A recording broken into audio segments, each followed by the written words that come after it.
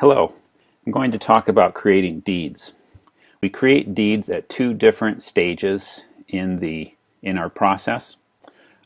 We create a deed when we buy a property, and we do that in the due diligence app. We create a deed when we sell a property, and we do that in the sales app. So let's go to the due diligence.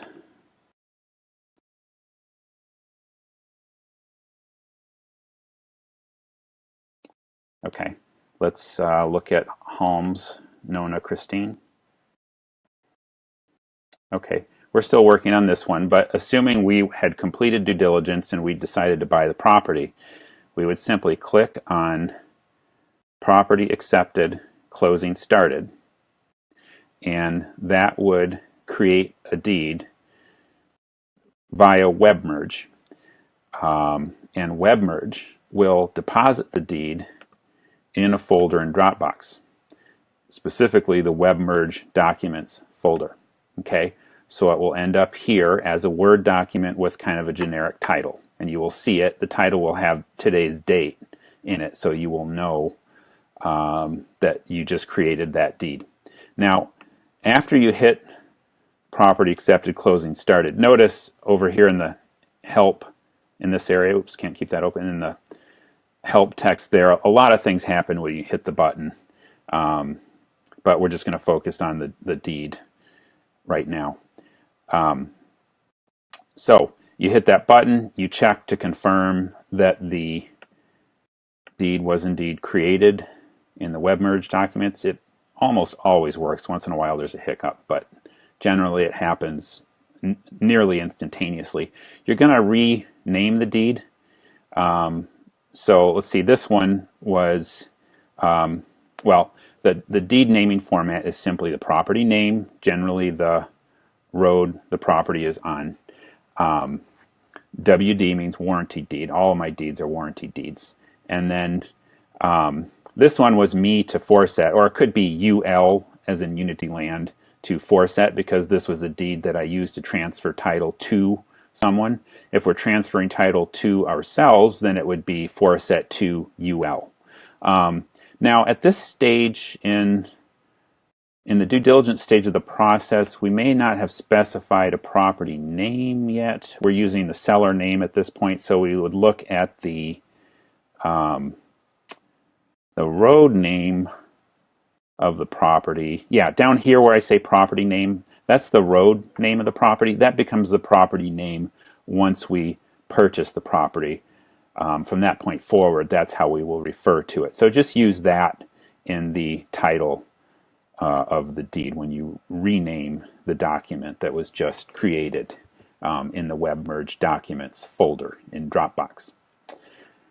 Okay, so now I'm going to actually create a deed in this next thing that I show you. So we'll just move on to the sales app for when we create a deed when we have sold a property and we're going to transfer that property over to our buyer.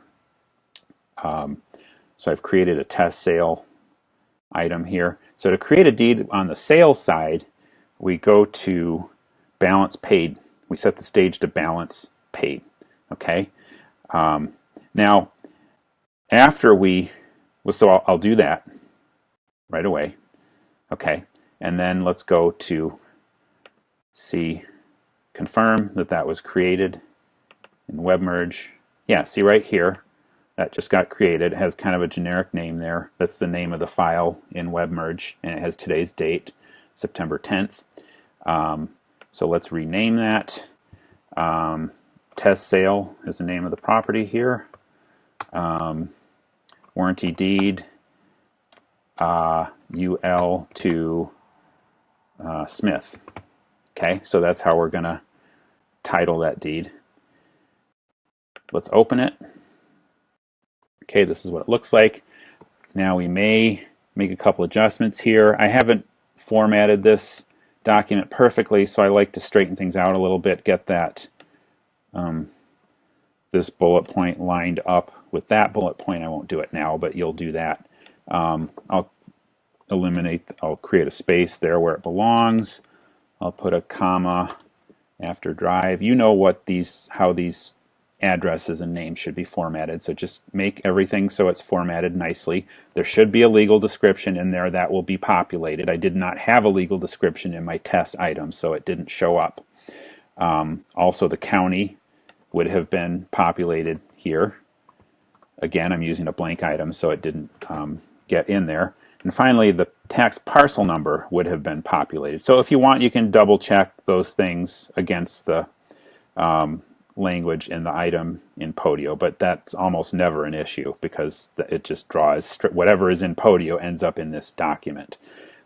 Again, the county name, the legal description, the tax parcel number, as well as the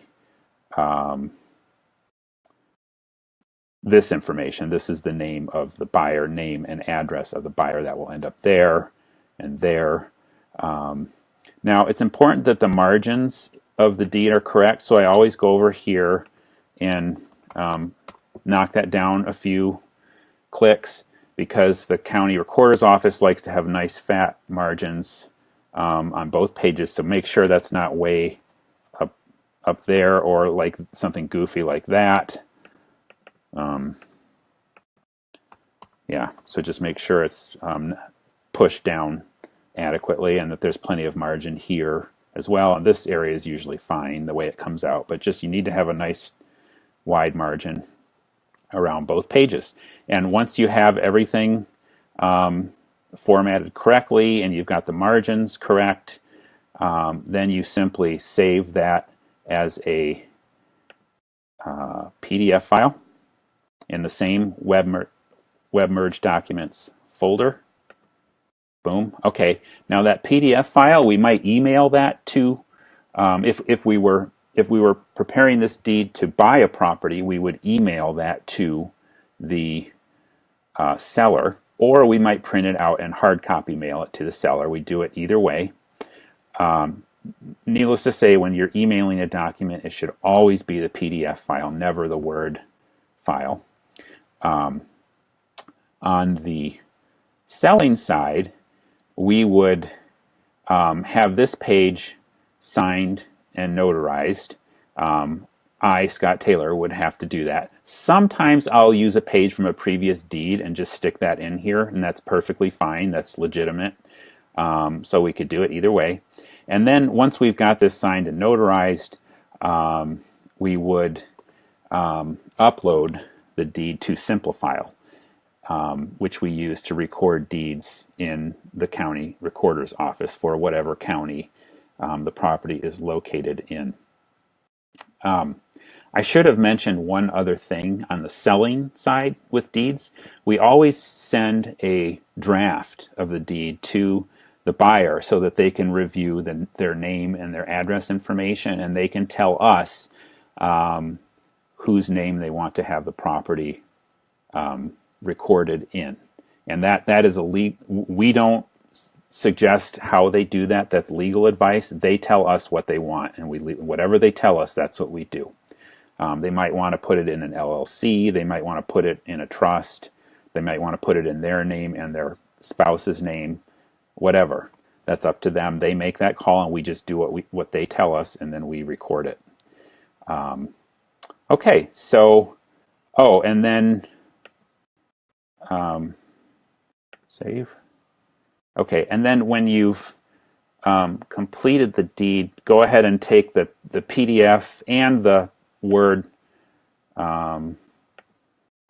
document and the PDF document and upload them to the sales app item or to the due diligence app item when we're buying a property. So we'd like to have everything relevant to the property or to the sale in the item so we can easily access it. Now, there's one other important thing before you're done with this is after you've generated the deed, change the stage to deed recorded. Even if we haven't recorded the deed yet, it's important to change the stage away from the one that generates deeds. Otherwise, if we leave it at balance paid, for some reason, whenever we do anything in this item, it keeps spitting out more deeds. WebMerge does this. It's annoying. I don't understand why, but so as soon as you're done, change the stage to deed recorded. Okay, just like that. All right, and now let's go back to the due diligence app, and over there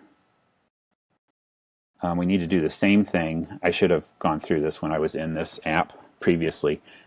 We need to change the stage from property accepted, closed, and started. Remember, that's the stage that generated the deed in the first place. We need to change that over to deed mailed to seller, and that will have the same effect of preventing multiple deeds from being created every time we do anything in this item. So just go property accepted over to deed mailed to seller. All right, that should cover just about everything related to creating a deed. Keep in mind, the system may change in the future, but as of today, which is September 10th of 2019, we are using WebMerge to create deeds, and